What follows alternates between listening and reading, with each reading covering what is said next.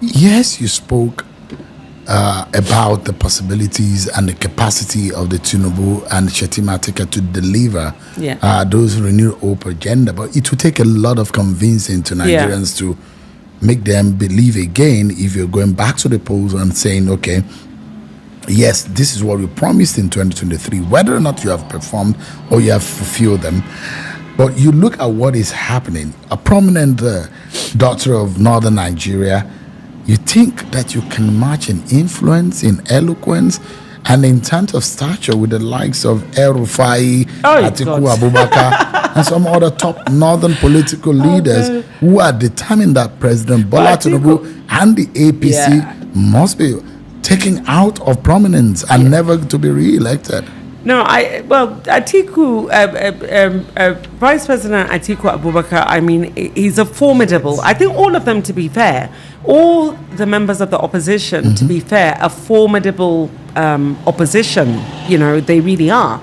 And I think all of them have obviously played a part in Nigerian politics. So obviously they would have reached the top of their own career in politics, what have you.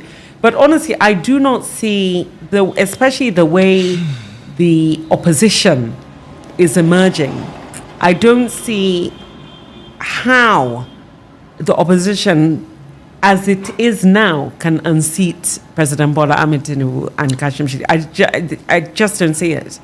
I really don't see it. You have an opposition that is overcrowded, and you have an opposition of men who, what do they say? What do they call them? The man who must be king or something. Every single member of that opposition is vying for the same spot, and only for that spot, and nothing but that spot.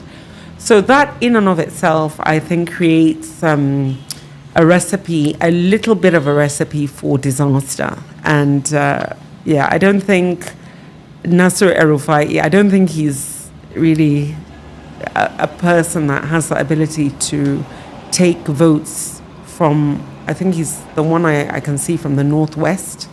I don't see him being able to take any votes from the Northwest in a way that will injure. And the Atiku Abubakar factor doesn't scare you? No, of course, the Atiku Abubakar factor is a factor, because Atiku Abubakar is a patriot and a formidable Nigerian. Of course, we're not taking it lightly at all in terms of the fact that we have to do all we can to campaign and to deliver a second term for President Bola Ahmed Tinubu. And but if you put Mr. Peter Obi together with Atiku Abubakar together, I think, well, somebody has to be president, and somebody. So who are we? I mean, how is that going to be resolved? Is it going to be a combination of the 2019 ticket of Vice President Atiku with a running mate, Peter Obi, in which case I don't think that obedience will be very happy. And if it is the other way, I don't see Peter Obi having the ability to galvanize the core northern votes in the way that he was unable to the last election. And that's, honestly, that's just the truth. There's a lot of debate. Sentiment. Yeah, there's a lot of debate and quite a few rumors going around. And when elections are approaching, and this is what you see, and it's growing by the day, that the possibility of your party considering to jettison the Muslim ticket, and the possibility of thinking that there should be a Christian running mate to President Bola Tinubu in 2027. That means rather that there is a possibility, if the rumors were true, that Vice President Kashim Shettima might be dropped ahead of 2027. What do you think that they are, or how do you think the North will respond to that, the Tinubu on the ballot? So when you say the North, let me take the core North, the Muslim North, right? Let me take like Katsina, Kano, Kaduna, Kebbi, Jigawa, Zamfara, that Kebbi, Sokoto, that axis.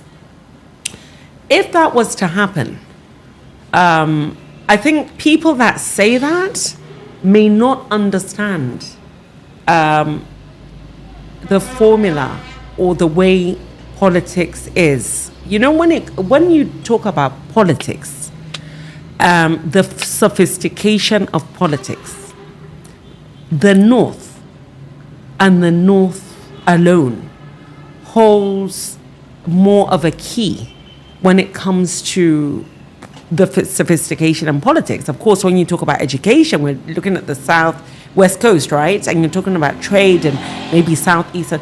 But the North, that core North, when it comes to politics, honestly, their level of sophistication.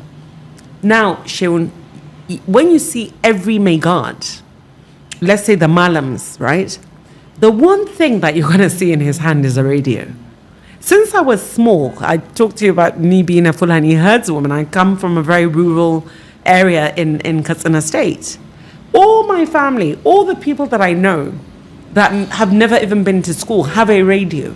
They've never been to school, but they will tell you about the Russian Revolution. That BBC Hausa did what it was supposed to do.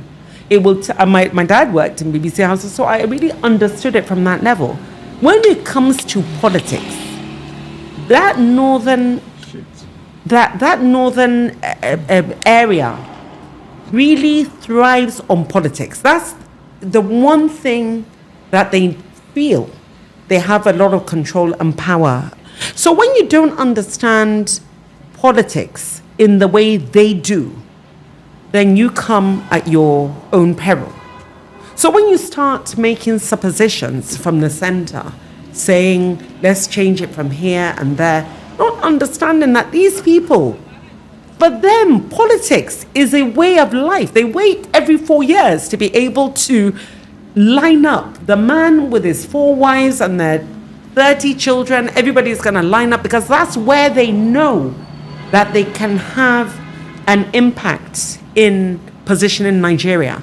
If you don't understand that and don't understand that for them is something of, it's almost like an identity. So you think that if the APC toys with the idea of changing Shetima on the ticket, it might be risky? I think so.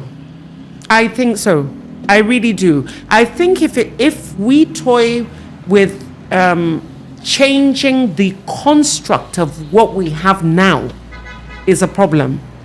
If there's no northern, and I'm going to say it as it is, if there's no Hausa, Fulani, Kanuri, Muslim on that ticket, it just creates, it's a hurdle. And that's the reality of the way the people think. And that's what I'm telling you. Are you concerned though? You see the gravity of and you see the manner in which a lot of the politicians and everywhere are moving towards the ADC is a tsunami of some sort, politically speaking. The gladiators are on one side, the ruling party is on this side, and their main agenda is get Bola Tinubu, send him back to Lagos. That is their agenda. Are you concerned about when I've not seen many gladiators. Really? David Mack, Aregbe Shola, Rotimi Amechi, Peter Obi. That's like 5-6 people. So okay, but if you put it on a chart on APC as well, if those are gladiators, of course they are. And then at the same time, there are a lot of gladiators on APC side as well. So I don't think. So, but I'm asking about how the ADC is growing to becoming a major political force. Does it worry you? No, it doesn't. In fact, we're happy about this because we want a democracy. Nobody is happy about one party state, and more than anyone, the president wants democracy to thrive in Nigeria. So it's great that ADC is sad to see that that there's no opposition. So there has to be an opposition for our democracy to thrive. So it's good that there's an opposition.